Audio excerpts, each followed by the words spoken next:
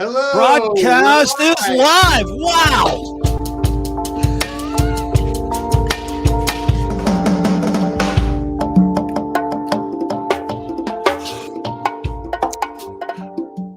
Hello, everybody. Welcome to Drummers Education Connection. I'm Bart Robley, and I'm here with two of my great friends, Chip Ritter in Tucson, Arizona, and Rick Stojak down in San Diego. And the reason I'm laughing is because all of a sudden we're live.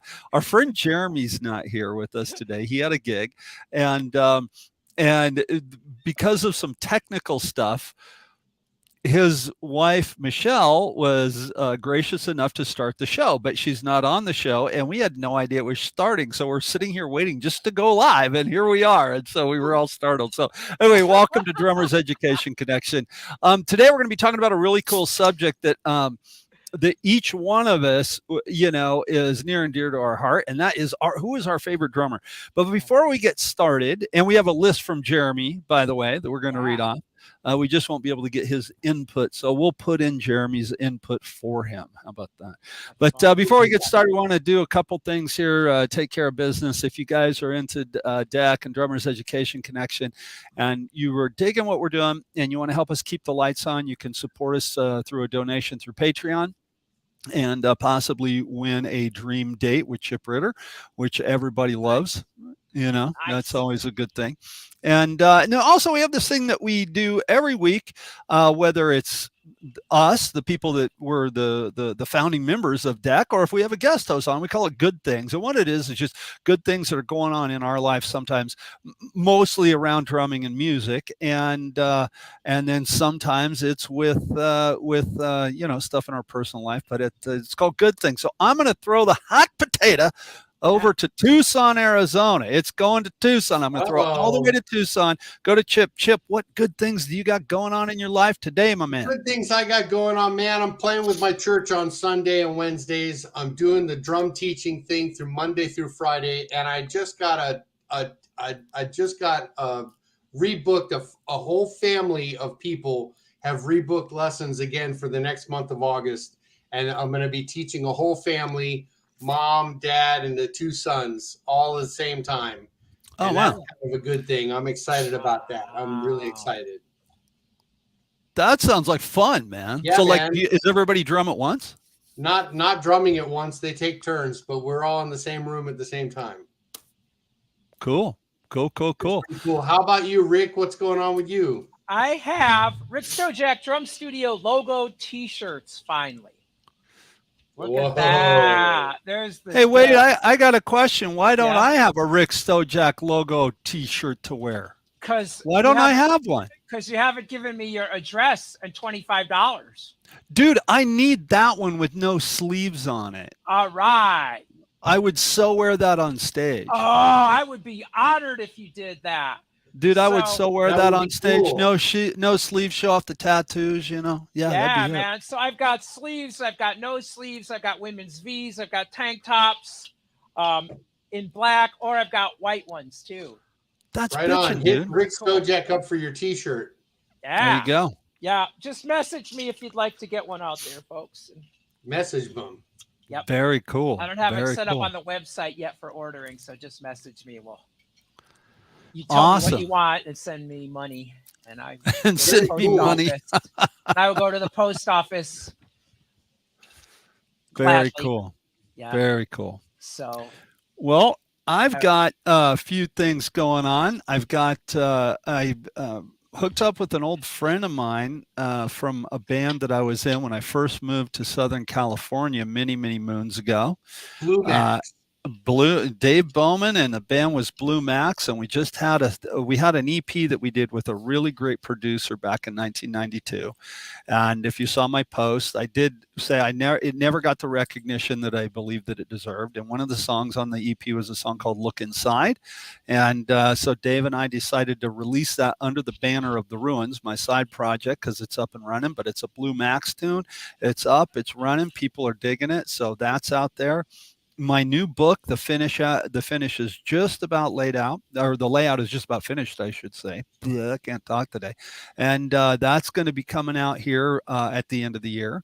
And the publishing thing's kind of turning into a pretty cool thing. I'll let everybody know as that gets closer, and and getting ready to go on tour with the band and book students and lessons and doing all my stuff. So that's what's happening in my world. Nice. That's what's happening in my world.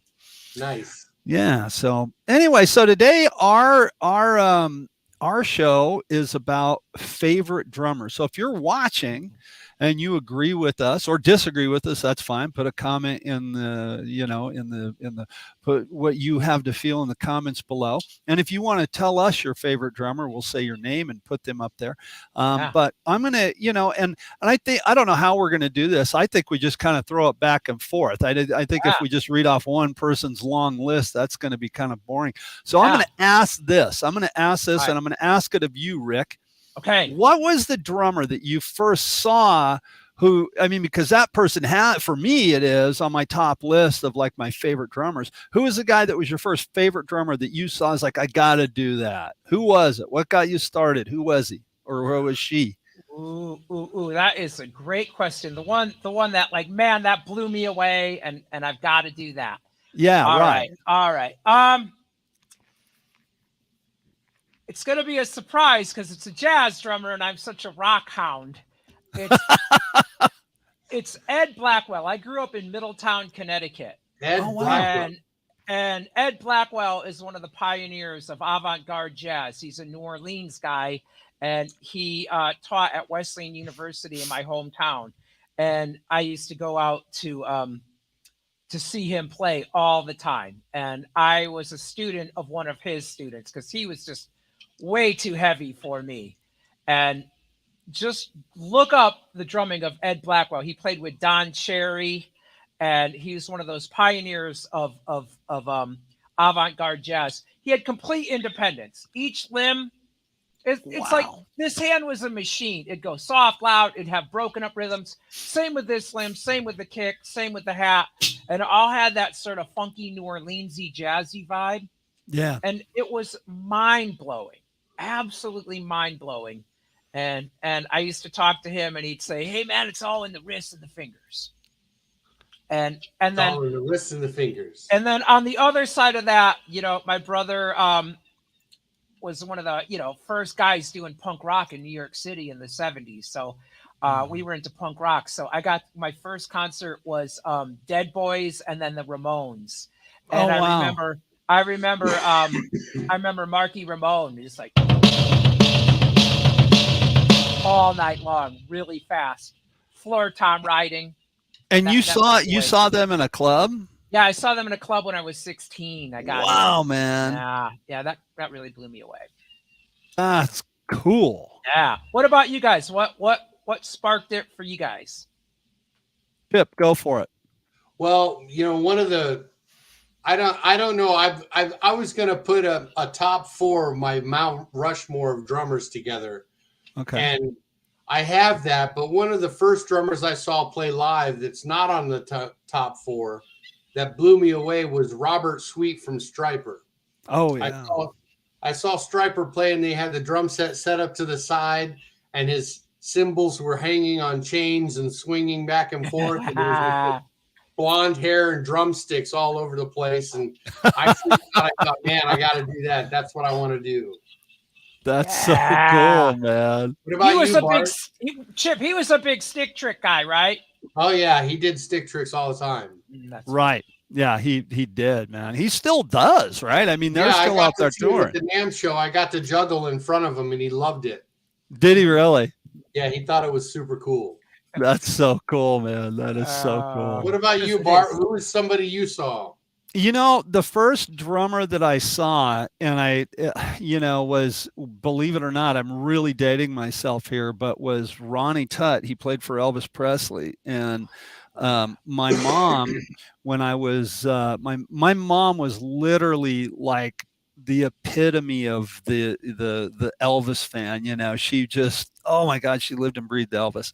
And so I was about 5 years old. My parents took me to see Elvis at the Denver Coliseum. and it was in January. It was freezing cold. And this is a thing at the event. I mean, it's so long ago.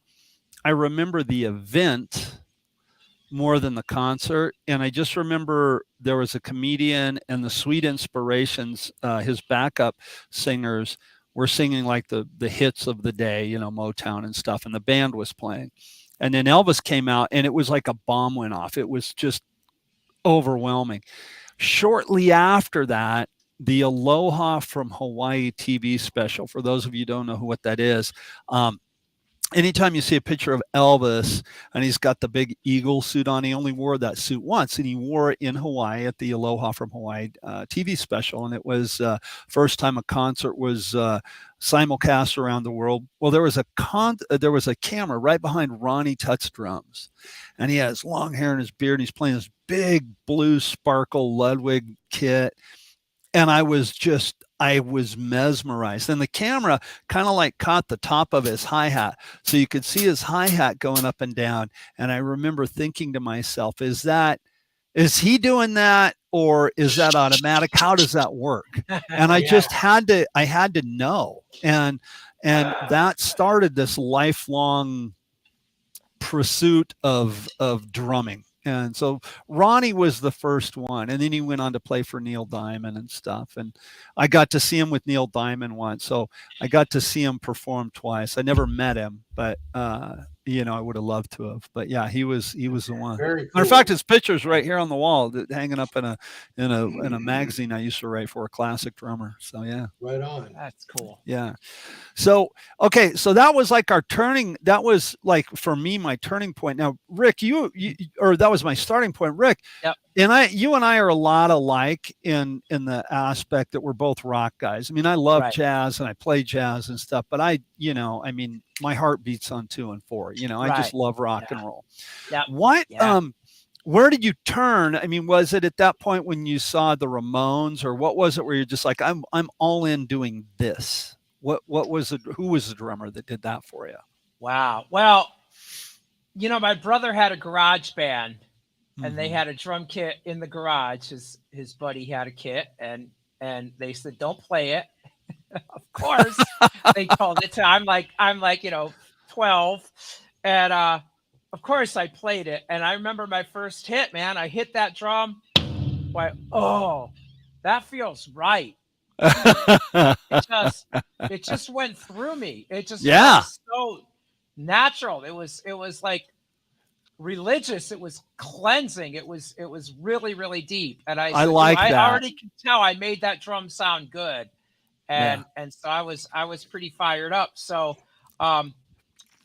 so I started drumming with my brother and doing kind of new wave punky stuff.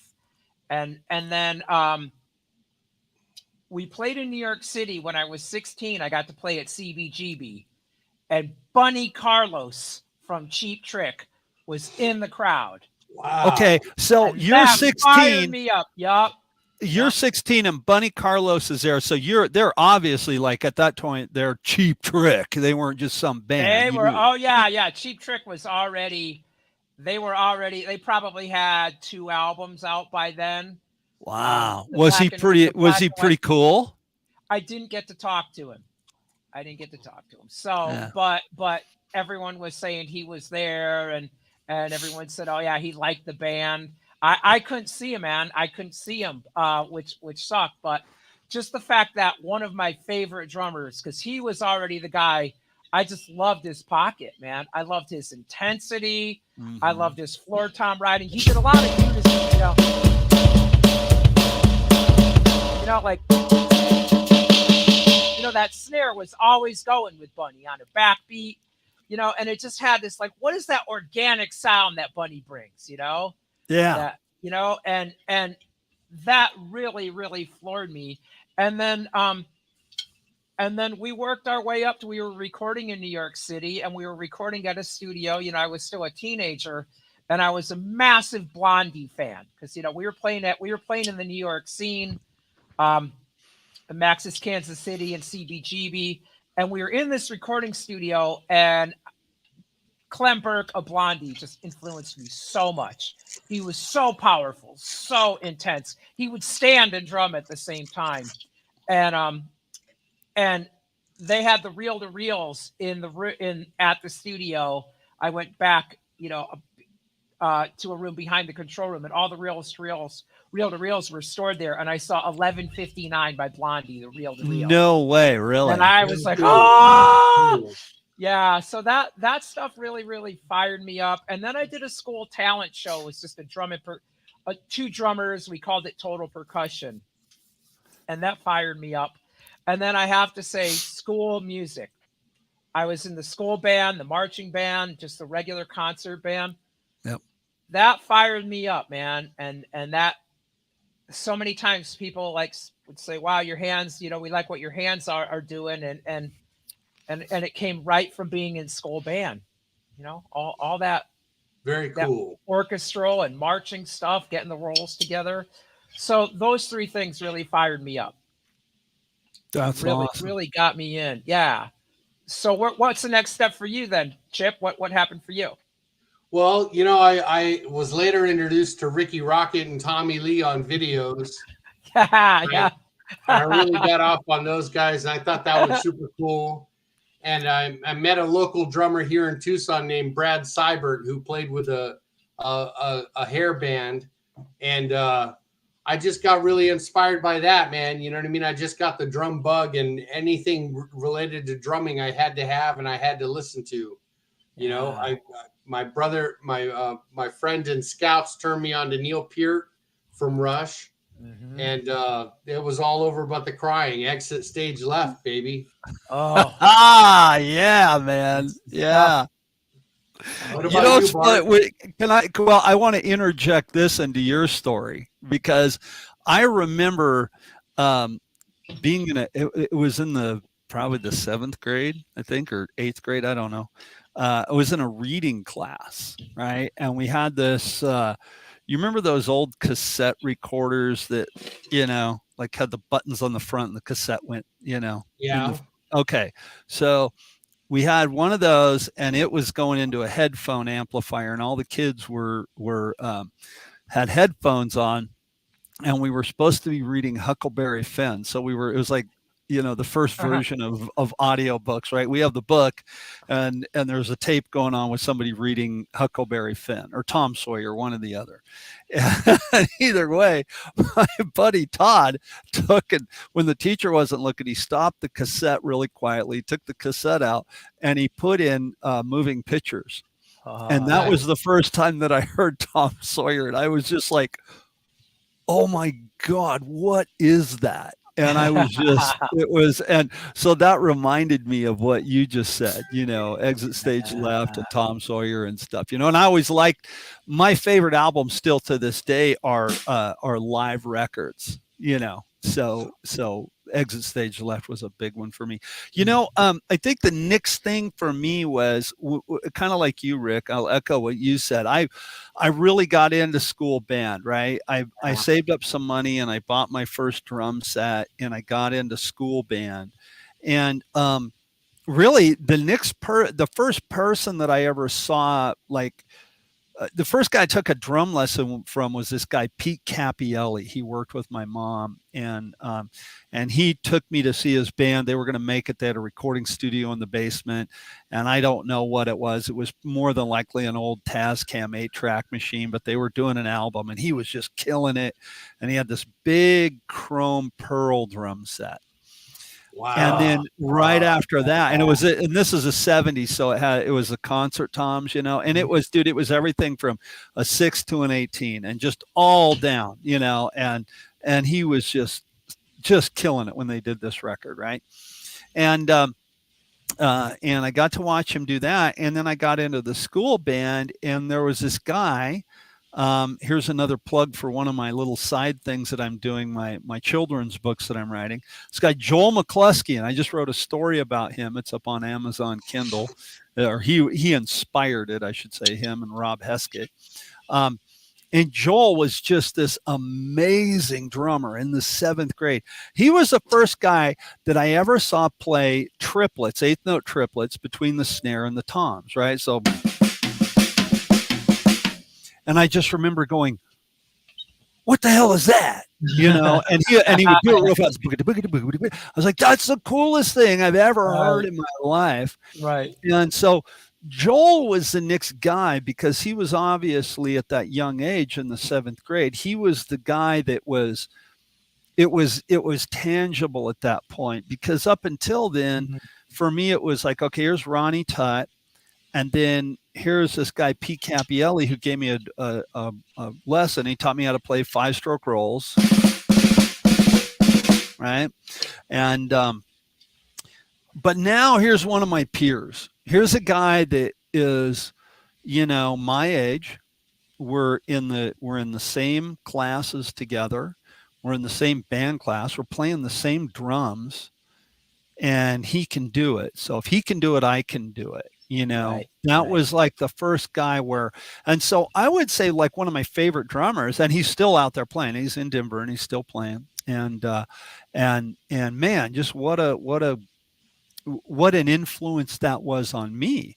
Mhm. And so that was like the next stepping stone in my thing. And then at the same time, well, and so that, and again, this is 7th grade, so I'll go on from there in a minute. Now, Rick, what about you? I guess this is the way it's kind of going. What was the next stepping stone? So you're in school band, you're playing at CBGB's. Who was a drummer, the next drummer where you saw him, other than Buddy Carlos, who saw you playing stuff? Who was the next drummer where you're just like, whoa, he turned you on your ear and I got to do that? Or how did he get that sound? Whatever. What was the next guy? Yeah. Yeah.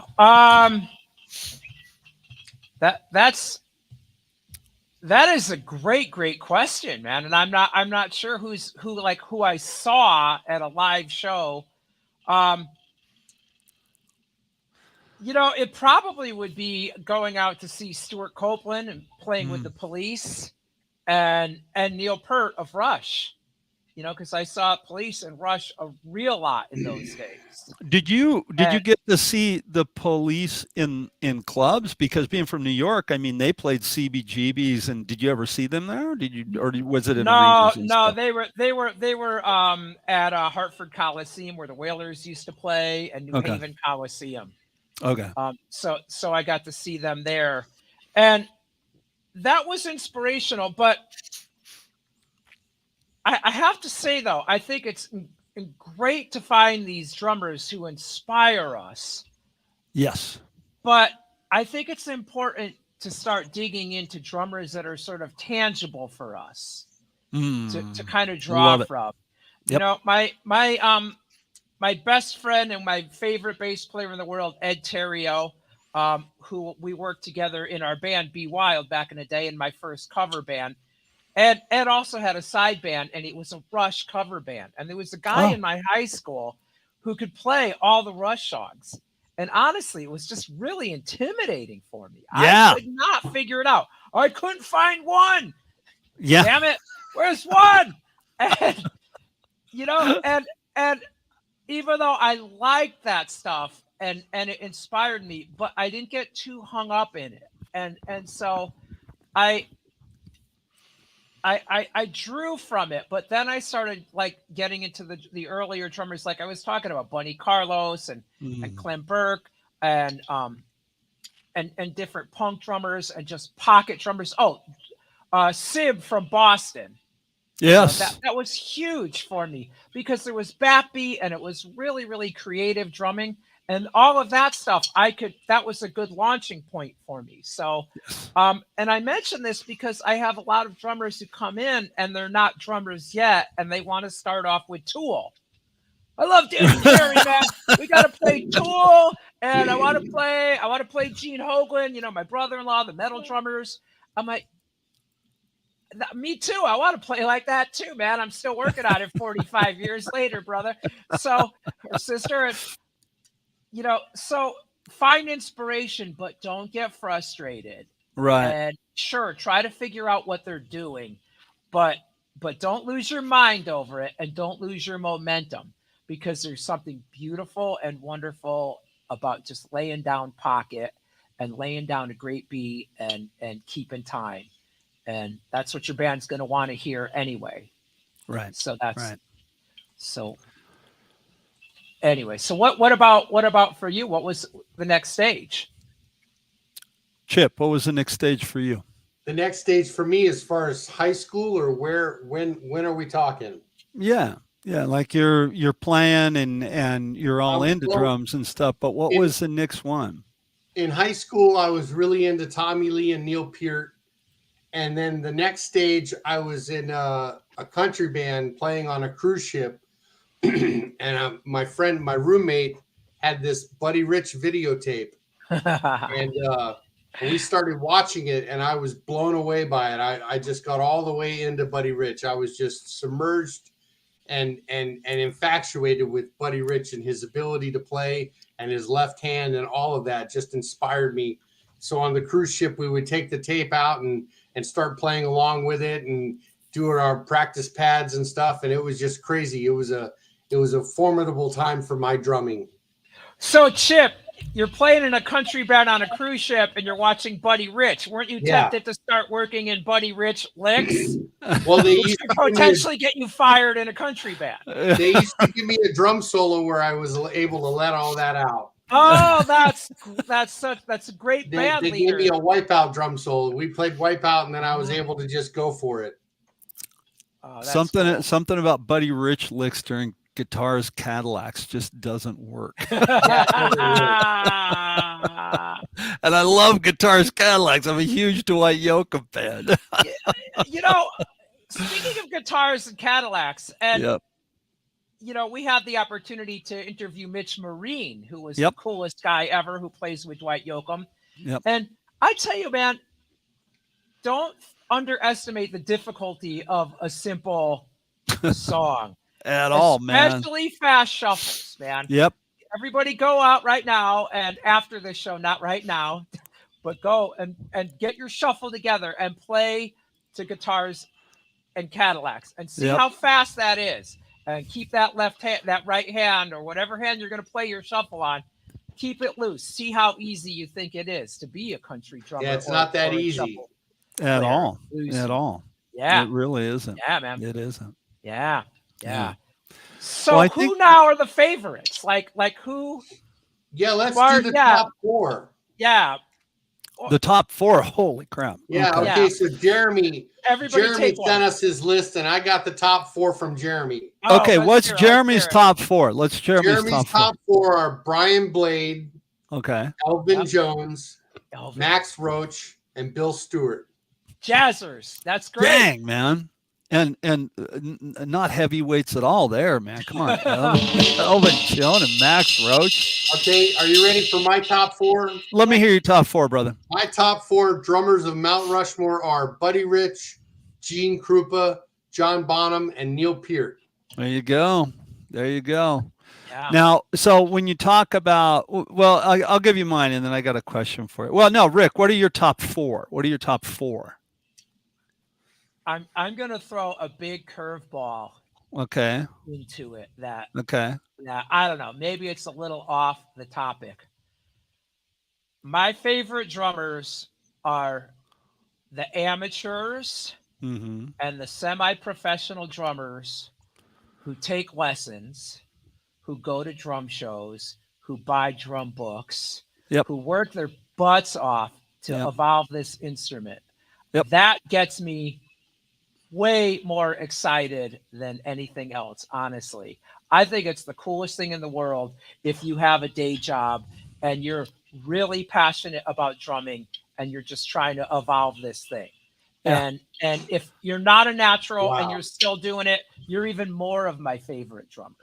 Because I don't want to see a video of a 9-year-old who rips drums, who didn't earn it. It doesn't excite me. He didn't I don't earn know. it, that little. Yeah, don't send me that. I don't want to. I don't. I'm like, that's cool. That's beautiful, and more power to them. But I get very, very excited when I teach a student.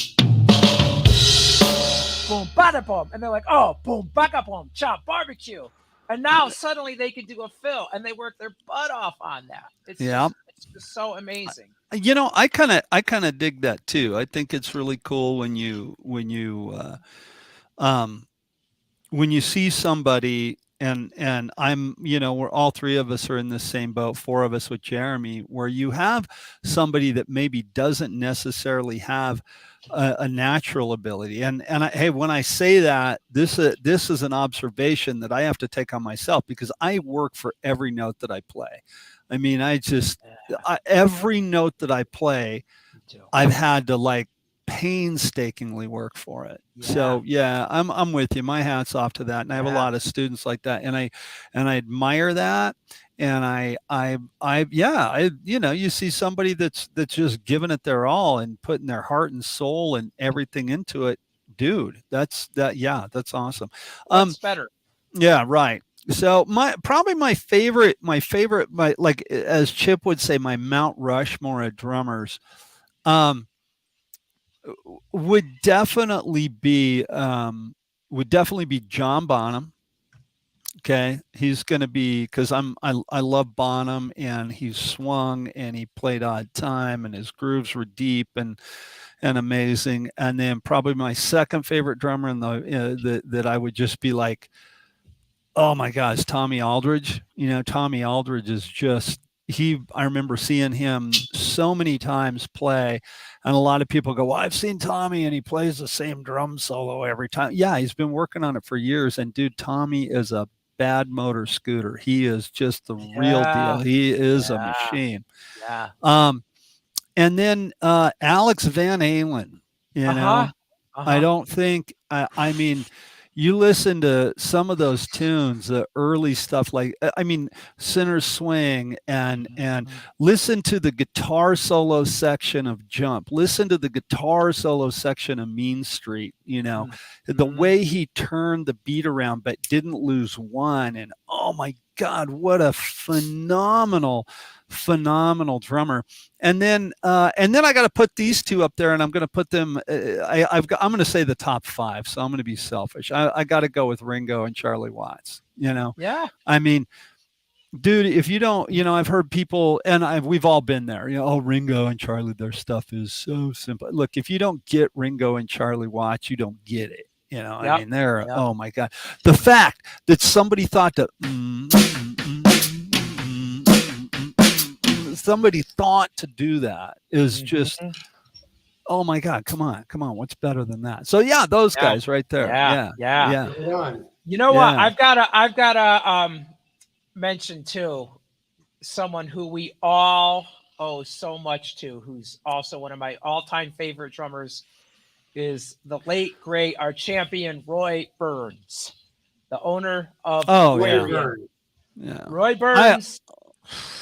He played with Woody Herman. He played with Benny Goodman. He played with Lionel Hampton. He replaced, stepped into those chairs. I think he replaced Krupa in one of those gigs.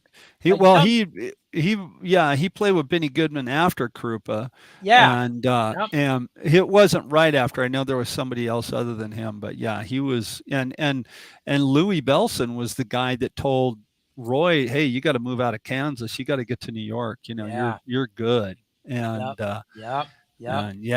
Roy, in my opinion, he had like probably one of the best drumming careers of anybody that we've mentioned, because Roy was not only did he play for all of those people and he had a career as a performer, but he was an educator. He wrote books. Right. He toured. He's the founder of, he was the spokesperson for Aquarian Drumheads, and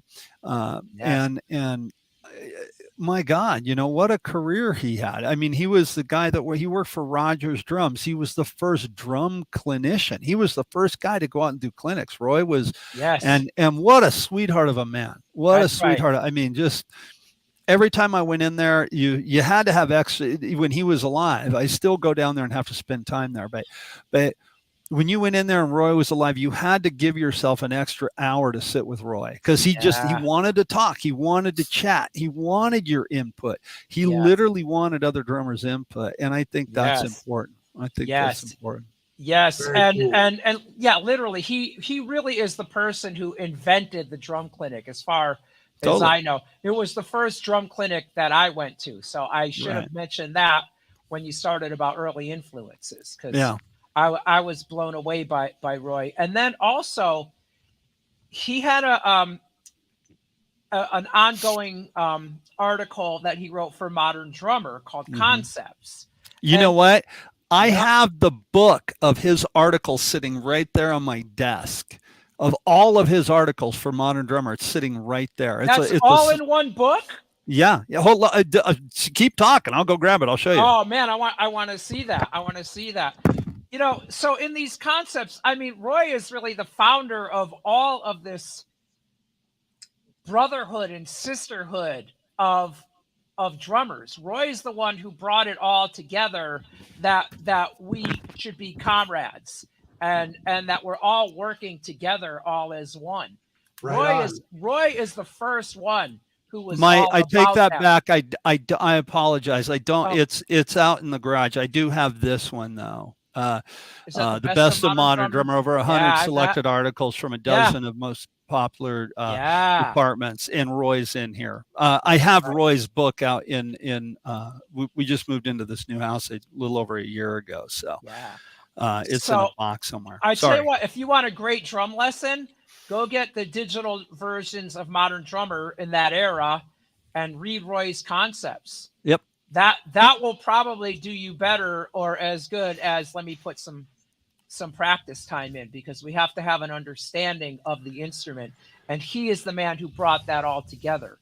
He And was the one that influenced me to become a columnist, where I wrote for Classic Drummer, and I've done articles in Music Scene magazine, Classic Drummer. I've been a columnist and a writer for years and years and years, and it was Roy that made me realize, oh, I can put my opinion out there too. I have a voice too. that's right. I apologize, Rick. I didn't mean to step on your toes. I didn't mean to interrupt you. Oh, no. Really good stuff, Bart. Really good stuff. That doesn't surprise me at all that Roy inspired that, because there it is. That's confirming the camaraderie of the drumming community that Roy is really, really responsible for starting. And then of course, Dom Famulero. Yep. We have to mention Dom as far as a favorite and an inspirational person, because Dom really took the ball and ran with it. And so we're with you, Dom, and sending you our thoughts and prayers. And so you have to mention Dom Famulero when you mention this episode of favorite drummers. So yeah. Can I want to put a plug out there, since you mentioned Dom. Yeah. And this is I haven't talked a lot about it. I will be doing more so in weeks to come, but I have a new book coming out, and I'll give you the title and everything in a few weeks. But I'm very happy to say that Dom Famulero, we've wrote the foreword for the book. Oh my gosh. Yeah. Wow. And, Huge. yeah. So wow. I'm really, really stoked about that. Wow. And I got two great quotes for the back cover of the book. One of them is from one of my favorite drummers, and a guy that I studied with, and he's been on the show, Greg Bissonette. Yeah. And he gave me a quote for the back of the book. And another person that just out of happenstance was mentioned today, and that's Mitch Marine. Mitch gave me another quote for the book. So that'll be coming out here in within the next couple of months. But I'm really excited about that. Very cool. And I agree that Dom, I remember, I'd seen Dom in Modern Drummer and seen pictures of him and stuff, but I remember the first time, like when YouTube was a new thing, and I stumbled across Dom, and he had the range of motion chart. And at first I'm like, what the hell is all this? And then I got to watching him. I was like, holy crap, this dude is deep. And I was all in. I was just like, I'm all in. Totally influenced by him. Hey, Chip, you mentioned something. I got a question for you. You said that, matter of fact, I think it was the first drummer you mentioned when you were mentioning your Mount Rushmore, Gene Krupa, right? I mean, I think all of us have been influenced by Gene. What was it about Gene? Because I'm a huge Krupa fan.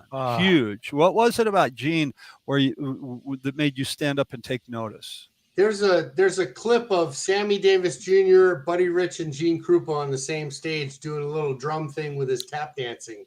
Yeah. And Gene Krupa, Buddy Rich starts off and goes crack. And then Gene Krupa goes shot, and it was just like this funkiness, this earthiness, this funky sound that I heard that started getting me into Gene Krupa. I was taken aback by that performance, and it just impacted me so much. Mm-hmm. Yeah, yeah. Now, Rick, you Yeah. you haven't mentioned, and this is more out of curiosity. You haven't mentioned like Buddy or Gene or Louie. You know, Yeah. what about those guys? What about those guys? Were you ever into that? Were you ever Yeah. influenced by Yeah. that? I was inspired by them. I did get to see Buddy Rich. He played at Disneyland. Yeah. I was visiting California for the first time, and he popped out from underneath the stage in Tomorrowland. Mhm. The stage that was Yep. it was just the stage would rise out of the ground, and it was the Buddy Rich band. I had no idea, and he did a solo that just blew me away. Where he was playing on his, with his sticks, and he's like doing a drum roll on his sticks, like only Yeah. someone like Chip Ritter could do that now. So, um, yeah, but I gotta really love the person to love them as a drummer. Mm. Really, honestly, I like the vibe of people. I'd say Gene. If I had to say who was maybe the best drummer in the world, well, of course we're gonna have to go. Well, what's your mood, and tell me what style. Right? Oh yeah, yeah, yeah, You yeah, yeah. can't Yeah, say I agree with that. right, Yeah, because but yeah, but who is a better drummer than Buddy Rich? I mean, right. and younger drummers, when a younger drummer comes in, or when any drummer comes in and they want to work on solos, I go to YouTube videos, and we say, well, you want to talk about solos? Let's watch some videos of solos. So of course I watch a Roy Burns drum solo, and I always watch the Buddy Rich solos, and then of course Animal from Muppets. Now that's One of my He was favorite going to things be in one the of my world. top now four. Animal could play jazz just like all those guys, Yeah, one and of my and I favorite. think, oh, go ahead. No, I'm sorry. Go ahead.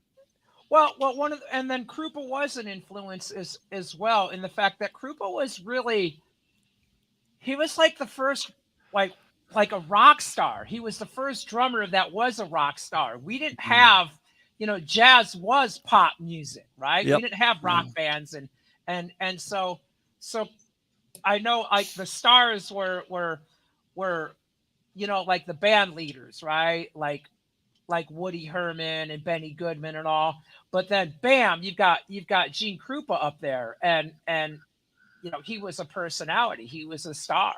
He So was, as it's far as I cool. know. I mean, wasn't Krupa like the first guy to um, leave an established band to start his own band? Because Yeah, from Yeah, he what was. I, He was. yeah, I mean, He also starred in movies. yeah, he did. He yeah, was in movies, and he was, I mean, he was so popular in the Benny Goodman band that more people were coming to see him than to see Benny at one point. yeah. And so he's like, Yep. well, I got to stop and start my own band. And that had to be a big deal for Benny Goodman. He's a band leader, and suddenly the drummer's more popular. Oh Yeah. yeah, and the drummer splits, Yeah, and it's not like you're replacing, any drummer. You're replacing Krupa.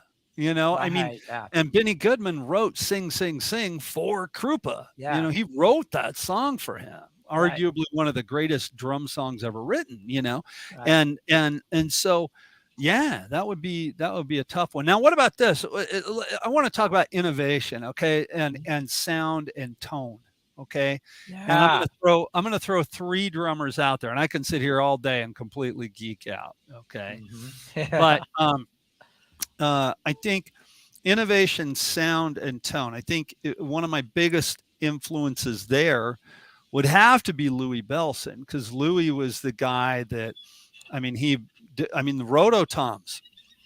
That's his idea, I mean, that's Louis's thing, Double it's bass, man. double bass is the first. He's the first guy. He went to Gretsch drums, and I should have said double bass first. Come on, Bart.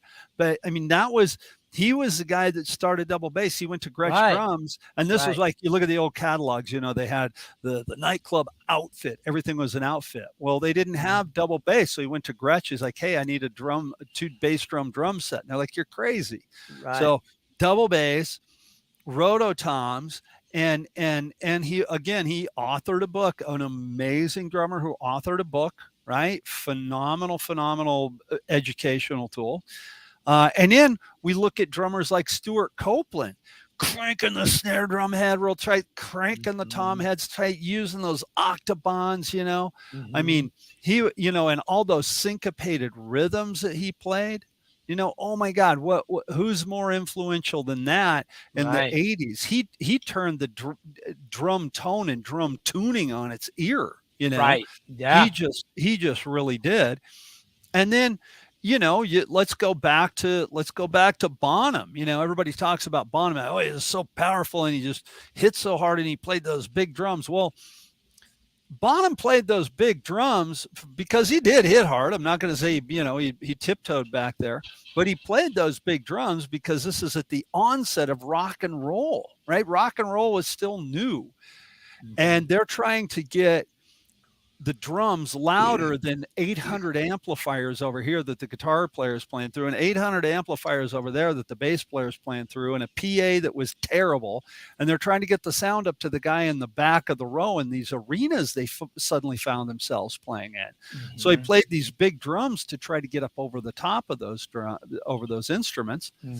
And he tuned the drums like a jazz drummer. If you listen to those drums are tuned really high. So I think sound and innovation have to be put into who's your favorite drummer too, not just how they played, but what it was that they contributed over and above their drumming skills. And so those are 3 drummers that really influenced me a lot. What about you, Chip? Do you have anything like that where it was sound and innovation and stuff like that?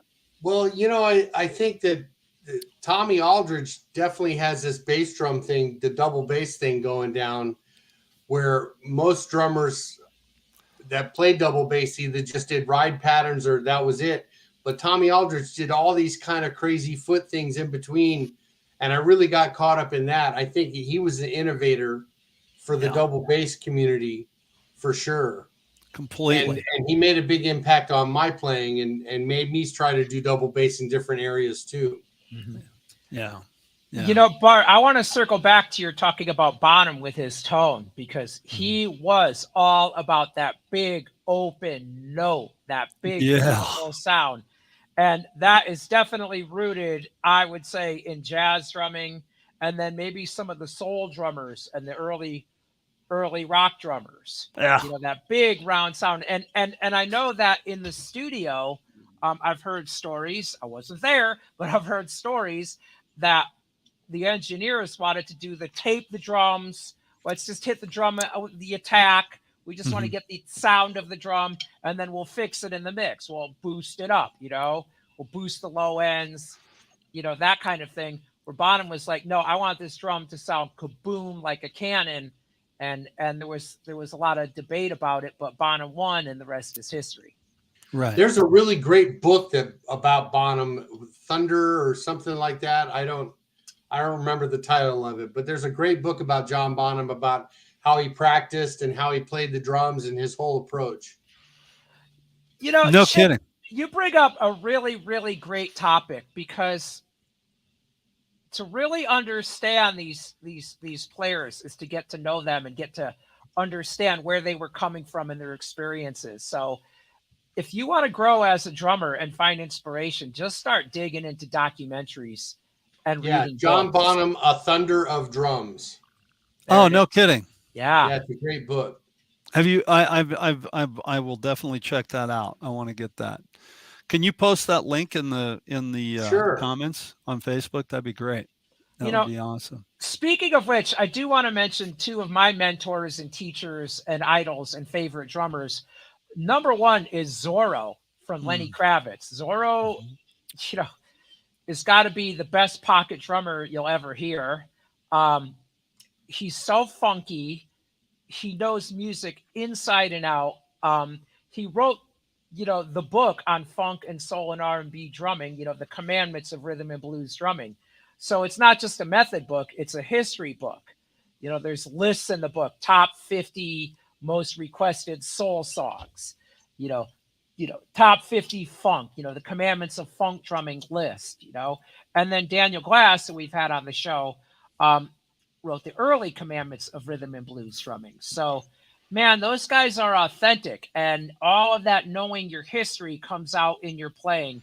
And you need a launching point to really, really move forward. And you'll notice all the great drummers, they were deep into what came before, especially all the British invasion drummers. Yeah.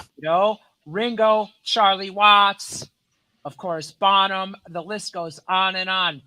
Probably like Bill Stewart of Black Sabbath. All these drummers were way into jazz, and they were into soul, and they were into roots rock. And that music had kind of died out in America in the 60s. And bam, they brought it back to America, and they repackaged it with their long hair, and the rest is history.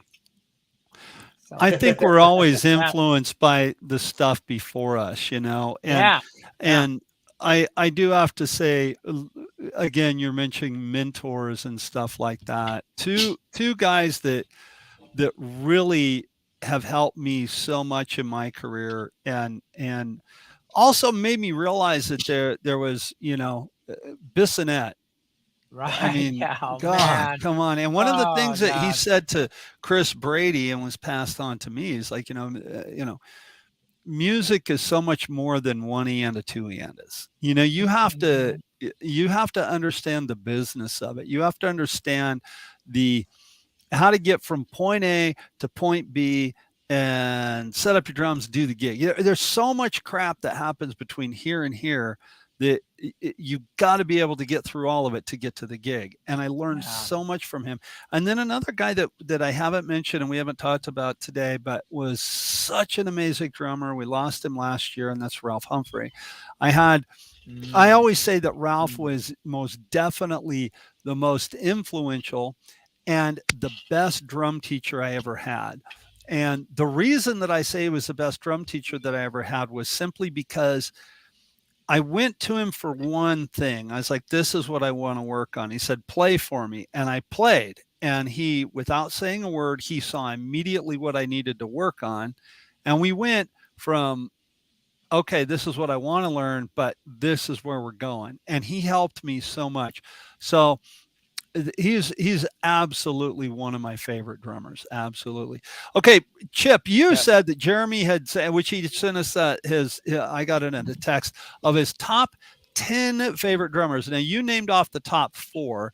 Go ahead and read the rest of them, because I want to hear the rest of his. All right. Well, it started with Brian Blade, Elvin Jones, Max Roach, and Bill Stewart. Yep. Then Jeremy said John Bonham, Steve Gadd, Jim Piltner, Stuart Copeland, Hal Blaine, Zigaboo Modolesti, honorable mention Richie Hayward and Keith Moon and Philly Joe Jones. There you go. There's a lot of jazz in there, but that is a very diverse list. Yep. Bonham is in there. I like that he said Bonham and Steve Gadd. Steve Gadd was another influential drummer. Oh, phenomenally influential. Yeah. Right. And Zigaboo Modolesti from the Meters. Yeah. Funk, from that New Orleans funk vibe, and the thing that comes to mind when I see that is, if I listen to Jeremy Steinkohler, I hear Jeremy Steinkohler. Right. I'm not going, I'm listening to any one of those people. Jeremy is a brilliant drummer, up there with the best of drummers in the world. I think he's just nuts. And he's phenomenal, dude. But what we're the influence of all of this stuff. Yeah. So I saw it in a Dom Famulero clinic one time. He said, steal everything. Yeah. Right. Not literally steal, but we want to draw from all of these people. And don't worry, you're not really stealing. You're not going to be John Bonham. You're not going to be Steve Gadd. You're not going to be Gene Krupa. just do your best, and you're you. Just use what draw from it, and then you'll find your voice within that, and you probably won't really find your voice unless you've explored all of this stuff. And it's, yeah, and what Bissonette, back to him, what he says, good composers borrow, great composers steal, you know. Yeah, And right. he and I stole that saying from him, because I Yeah. think that if you Hmm. and I'm going to Yeah. circle back around and tie this together, something that you said, Rick, about being influenced by younger drummers or drummers who work a day job and they're just trying so hard to make something of themselves as a drummer, being influenced by that, and that they're your favorite drummers. Yeah. you know I think that there's never been a drummer or a drum student of mine or anybody that I've seen play where I didn't go, oh, I never thought of that. How did he do that? How did she do that? What Right, was that? Mark. I mean, Right. I think you have to come to every situation musically as a student of that situation. I think you have to Yeah. come to it from that. I've Yeah. played in bands Yeah. before where I knew that the band wasn't that great, right? Like, okay, but I'm out here working and I'm going to do my best to make the band sound good. And then the next thing was, well, what can I learn from this? How can I learn from this situation? Right. Well, here's how you're going to learn from that situation. And then you pull from that, and you pull from the drummers that you're listening to try to put into that situation. And yeah, I agree with that. You listen to Jeremy's list there, and yeah, he's got a bunch of different stuff in there. He's got a bunch of different stuff, and he doesn't play like any of them. He plays like himself. Exactly. Yeah, Exactly. yeah. Our show is gonna our magic tech person is going to end the show in 3 minutes. In 3 minutes. In three Okay. minutes, the show is just going to disappear. So we've got three. I wonder if the magic tech person is sitting there right now laughing because we call her the magic tech person. I wonder. I just wonder. I wonder if somewhere in the Bay Area somebody is watching this going, "Oh my God." Thank you, Michelle and Jeremy Steinkohler, Yes, for setting this up. thank you. Hey, really quick, I want to do a major shout out to some of my other favorite drummers are the educators, those teachers. Yep. Because there's so many amazing Yeah, the drummers out teachers. there. They're the ones who are learning and really diving in and Mhm. and learning from their students. The best drummers are the true students. So we've interviewed so many of them. I mean, I'll probably forget names, but think about like Murray Piper and Kevin Lehman and Sharon Ransom up in Canada, Rob in Rob Orange Heskin. County. Yeah, there's Oh, so, yeah, so many. I know yeah. I'm just Pete scratching the Royal. surface. Rob Farrell, Rob Farrell, Daniel Glass. Oh my Daniel gosh. Glass. How can you forget him? Oh Right, my gosh. So right. so many. And Well, I think also to be again, I think as a teacher, you have to be a student of whatever it is that you are teaching. I think you do. You have yeah, to be a right, student right. of the instrument. Yeah, And yeah. well, I mean, think about it. When have we ever had any guest on the show, or when have we ever had somebody on the show where it came across like they were a person that was like, I know what's going on here. I've got this down. I mean, every one of us is like, oh, you know, I'm trying to keep my head above water because I'm around all these great drummers, you know what I mean? Yeah. And so I think you come at it as an educator, hopefully as from a place of confidence, because you're an educator and you want to convey that to your students, but also from a place of humility that it's like, okay, well, maybe I can't play that part, but we can figure it out. I'll figure it out for you. Let's do it. I'll get, Yeah. and you dig in, because we all Yeah. have to do that. We all Right. have to, right? Yeah. Yeah. Yeah. That's it. and my hat's off to anybody that is doing it. I think that we're, my hat is off to anybody. Now it is 12 o'clock, and Michelle, Jeremy's wife, has agreed to hit the big stop button. So if she is there, we'll know in a minute. We are going to sign off, and we are going to say goodbye from Drummers Education Connection. Thanks for watching, everybody. Thanks for watching, everybody. Chip is spinning his sticks. Rick is pointing at the camera, spinning his sticks, and I'm sitting here talking. Let's see if it ends. Let's see. Rick, play a groove. Play a groove, Rick. Let's see if it stops.